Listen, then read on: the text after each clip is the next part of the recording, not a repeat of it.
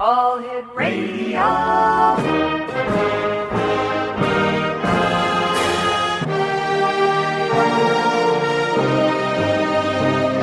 Welcome to the X Zone, a place where fact is fiction and fiction is reality. Now, here's your host, Rob McConnell.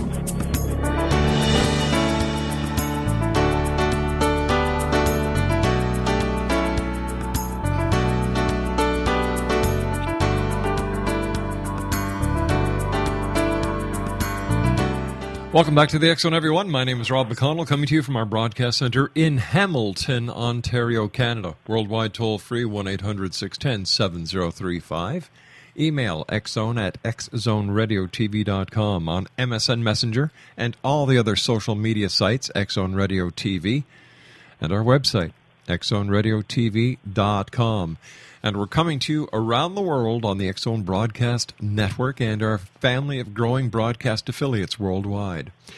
X Zone Nation, my guest this hour is going to teach us or tell us how to strengthen our psychic muscles.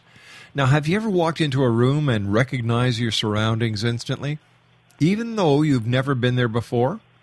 Or how about you see a friend post a bit of news on Facebook, even though you already knew what he was about to announce? Or how about this? Called out the lottery numbers before they even came out of the machine, and, of course, you don't have the ticket because you just didn't do it. Well, my guest this hour is Clifford Coull. Now, he learned to harness his psychic abilities as a young man, and for years he's been experiencing amazing psychic visions, even recognizing the reincarnated spirit of his deceased father in the body of a 20-something-year-old co-worker. Now Clifford's teaching ordinary people how to tap into the extraordinary abilities they possess. And he's written a book entitled Like Trees Grow Together. Wow, I love the title. Like Trees Grow Together. And he's also the author of And You Were Wearing a Barrel. Joining me now is Clifford Coull. And Clifford, welcome to the X Zone. Great talking to you. Good talking to you too, Rob. Thank you very much for having me on with you. Clifford, tell us about the recognition of your gift, your psychic abilities. Did you know you were psychic at a young age, or did something happen to catapult your psychic muscles into effect? Well, my mother was psychic, so I kind of grew up with that, hearing stories of her having visions and so forth.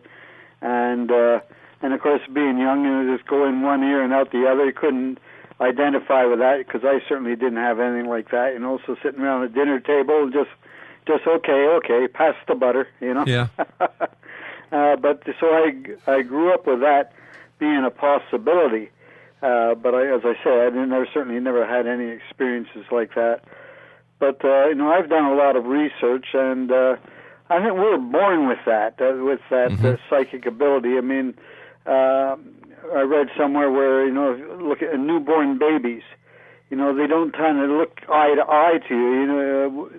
They kind of look above your head, and what they're seeing is apparently seeing our aura, coming out of our crown chakra on the head, so they can see the colors of a newborn baby. And sometimes there's someone coming into the home that's a neighbor or whatever, a friend, and smiling, but then they're crying. And they're saying the reason why they're crying is because the color doesn't match the color they're used to from their parents, and that upsets them. Wow. So that's kind of an interesting thing. I read that, and I said, yeah, I guess they don't really look at you in the eye. They're kind of looking above your head. They're noticing that. So we're probably born with it, and this gets suppressed by their teachings and what we've been taught and so forth, that it just gets suppressed. And but it's there. The psychic muscle's there. Tell me about recognizing your reincarnated dad in a worker that works with you who's only about 20-something. What was that like when you made that connection? Well, you see, when the psychic muscle started kicking in, and I would just see eyes, and then I could just shake it off, and they go away. But this one vision that I had was a whole face, and it was saw the hair and everything, the whole, and it was a female face. But I just seeing the face, and I couldn't tell the age and so forth, and I certainly didn't recognize the face.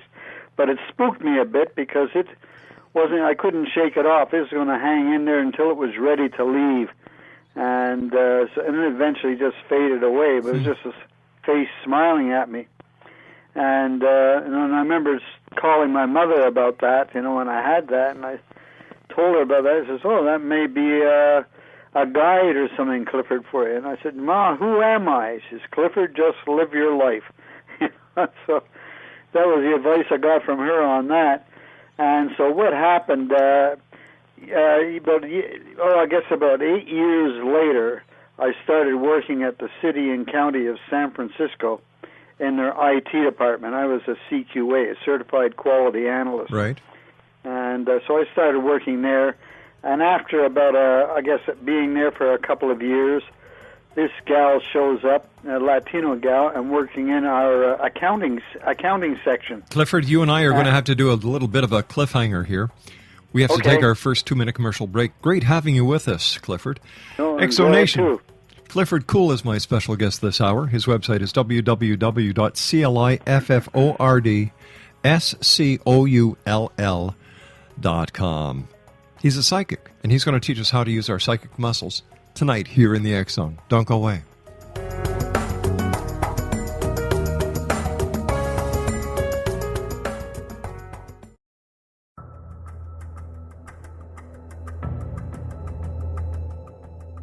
Modern Esoteric, Beyond Our Senses by Brad Olson, consummates the lifeology story about where humanity originates. It is the lost continents, the primitive wisdom, the mythos of creation, and the rethinking of ancient history as we are taught in academia. There is much more to the story than what we have been told. As this is the first book in the Esoteric series, Modern Esoteric starts at the beginning of time and accelerates up to this modern age. Future Esoteric is book 2 in the series and takes a forward-looking position ahead of today with an open and honest examination of the ET issue and various unexplained phenomena. To discover the writings of author Brad Olson, visit www.bradolson.com. That's www.bradolson.com.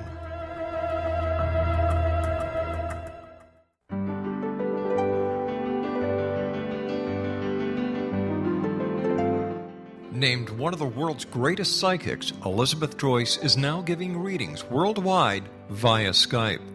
Elizabeth Joyce is recognized for her clairvoyant ability to help find missing persons, her analysis of dreams, past life regression work, mediumship, and her accurate predictions. Elizabeth has been a frequent guest on the X Zone radio show with yours truly, Rob McConnell, now for several years. For an appointment with Elizabeth Joyce, call 201-934-8986 or Skype at elizabeth.joyce. And for more information, you can always visit Elizabeth Joyce online at www.new-visions.com.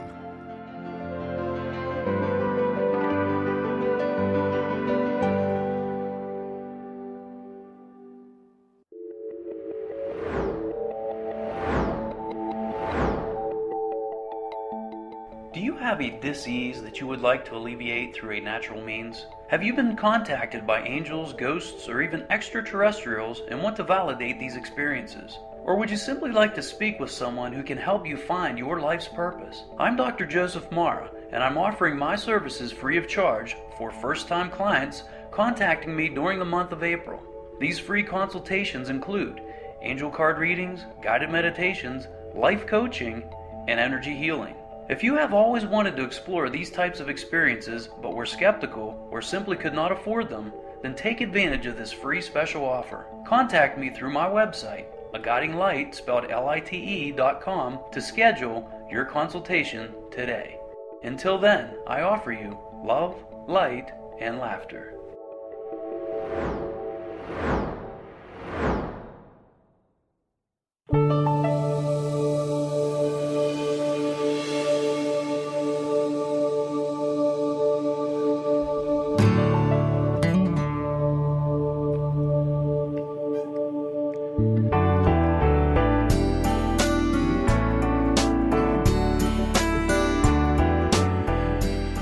Welcome back, everyone. Clifford Coull is my special guest this hour. He's the author of Like Trees Grow Together and Are You Wearing a Barrel? His website is www.cliffordscoull.com. That's CLIFFORDSCOULL.com. Clifford, when you started to realize that you had the gift or the ability to use your psychic muscle, were you afraid? Were you hesitant? No, not really. As I said, I heard about it with my mother, and so I knew that kind of ability was something that's available. That some people had that, so it didn't really spook me about it. When it first started kicking in, then it was. I said, "Boy, what's happening here?" But as I said, I had that background, so that it didn't totally floor me. So I had that past experience.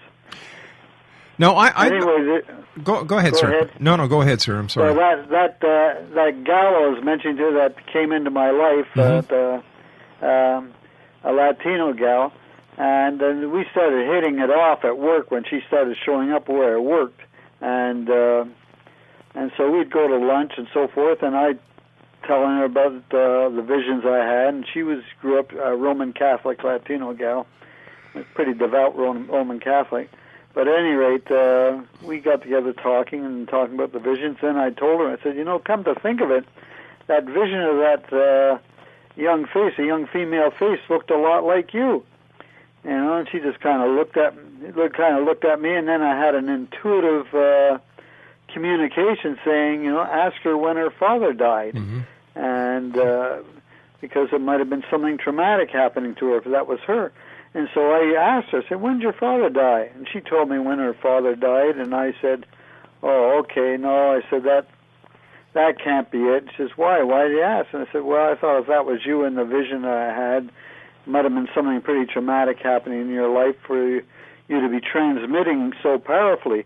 But I said, no, it's not that. It was just a thought. This happened about 3 years before your father passing. So, and I put my head back down to eating my lunch, and then about a minute later, I look up and I see tears are pouring down her face. Oh, my goodness. And I said, what is it? What's wrong? What's wrong? She says, that's when my godfather died. He was the father figure in my life and lived upstairs from us when I was younger. My mother and father had been divorced when I was very young, so he was out of my life.